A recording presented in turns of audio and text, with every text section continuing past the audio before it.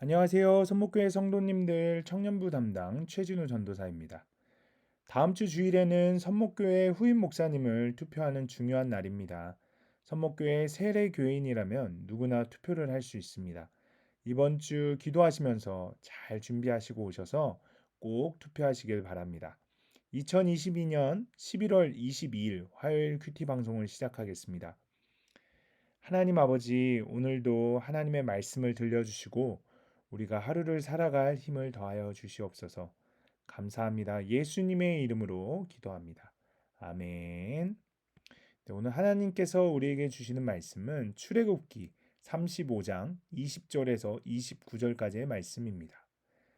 이스라엘 자손의 온 회중이 모세 앞에서 물러갔더니 마음이 감동된 모든 자와 자원하는 모든 자가 와서 회막을 짓기 위하여 그 속에서 쓸 모든 것을 위하여 거룩한 옷을 위하여 예물을 가져다가 여호와께 드렸으니 곧 마음에 원하는 남녀가 와서 팔찌와 귀고리와 가락지와 목걸이와 여러 가지 금품을 가져다가 사람마다 여호와께 금예물을 드렸으며 무릇 청색, 자색, 홍색 실과 가는 배실과 염소털과 붉은 물들인 순양의 가죽과 해달에 가죽이 있는 자도 가져왔으며 은과 노스로 예물을 잡는 모든 자가 가져다가 여호와께 드렸으며 섬기는 일에 소용되는 조각목이 있는 모든 자가 가져왔으며 마음이 슬기로운 모든 여인은 손수 실을 빼고 그 뺀 청색, 자색, 홍색 실과 가는 배실을 가져왔으며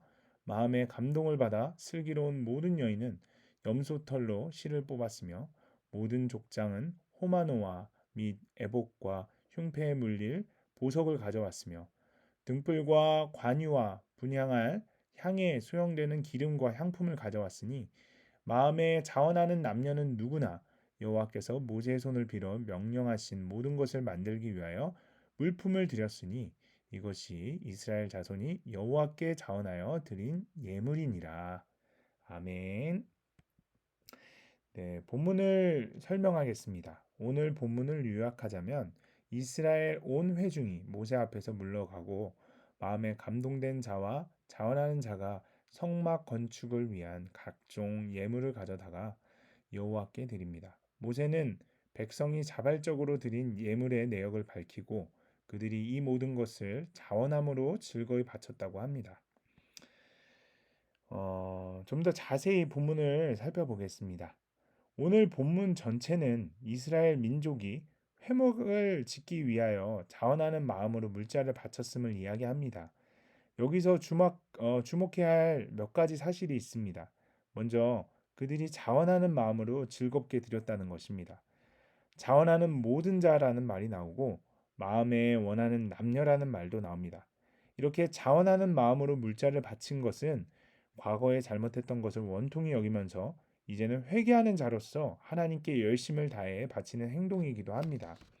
또 우리가 주목해야 할 사실은 특히 여인들이 하나님께 물질을 바치는 데 있어 열심히 대단했습니다.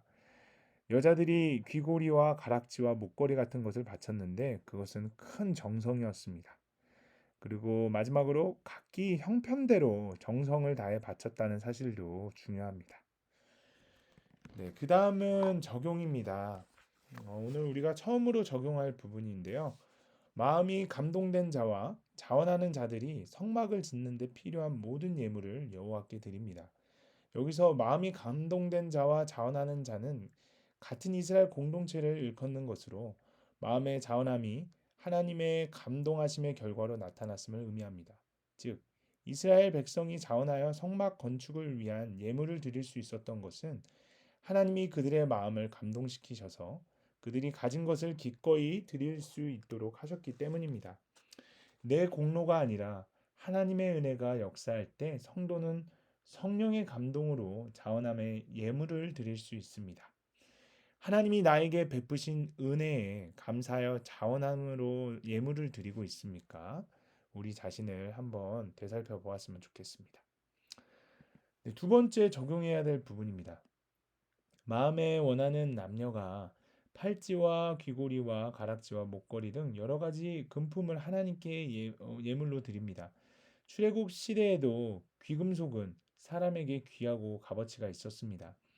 그런데 이스라엘 백성은 하나님의 감동을 받았을 때 이처럼 귀한 금 예물을 하나님께 아낌없이 바쳤습니다. 그것은 하나님의 성막을 아름답게 짓는 일이 무엇보다 소중하다고 깨달았기 때문입니다. 하나님을 제일로 아는 사람은 자기가 가진 것 중에 가장 귀하고 가치 있는 것을 하나님께 아낌없이 드립니다. 내가 가진 가장 귀한 것을 나를 위하여 쌓아두기만 합니까? 아니면 주께 아낌없이 드립니까? 한 번 더 우리 자신을 되돌아보았으면 좋겠습니다. 네, 오늘 우리가 함께 읽을 묵상 간증은 페이지 127쪽의 권영미 씨의 슬기로운 고난 생활입니다. 저의 아들은 7년간 방 안에서만 지냈습니다.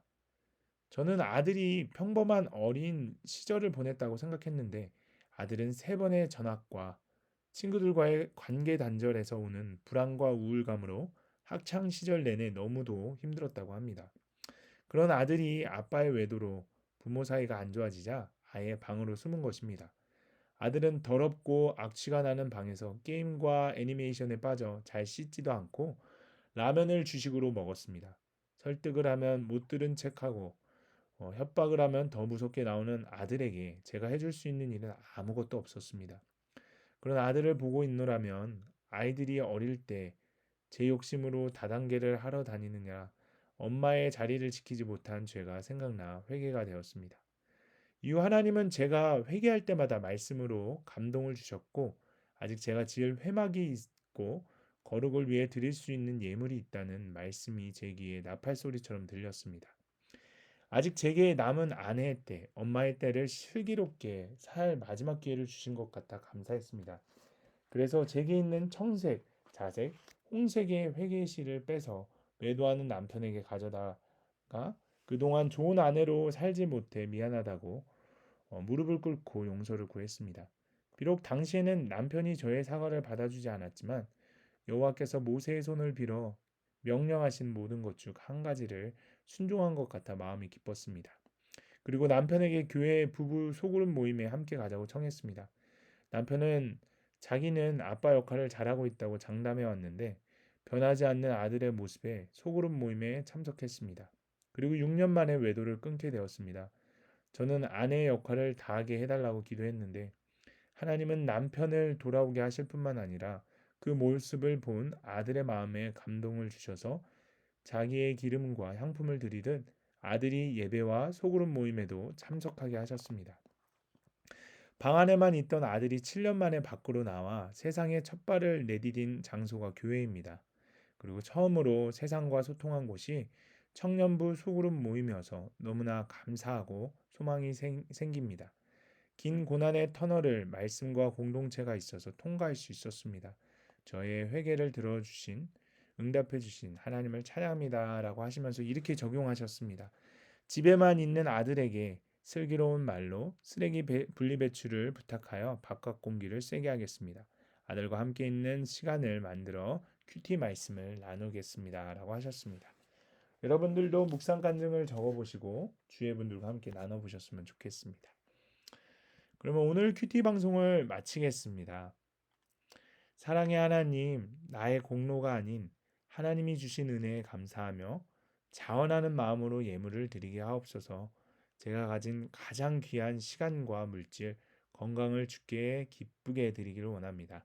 그리하여 영원히 사라지지 않는 하늘에 속한 즐거움을 경험하게 하옵소서.